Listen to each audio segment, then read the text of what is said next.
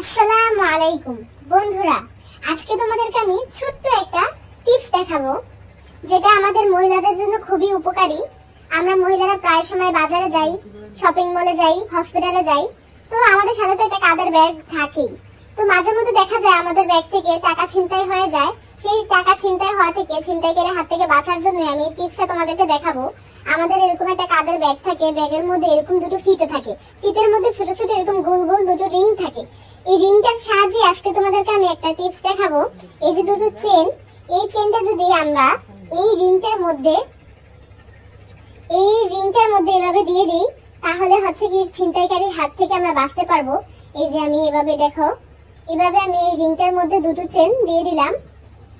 এই তো এভাবে দিলে যখন ছিনতাইকারীরা যতই টানাটানি করবে চেনটা ধরে, দেখো এই চেনটা ধরে যতই টানাটানি করবে ছিনতাইকারীরা কখনো খুলতে পারবে না বা ব্যাগের ভিতরে হাতও দিতে পারবে না। আমরা একটু সেফে থাকতে পারবো। তো তোমরা চাইলে এভাবে করে ট্রাই করে দেখতে পারো। আমি অনেক উপকার পাই।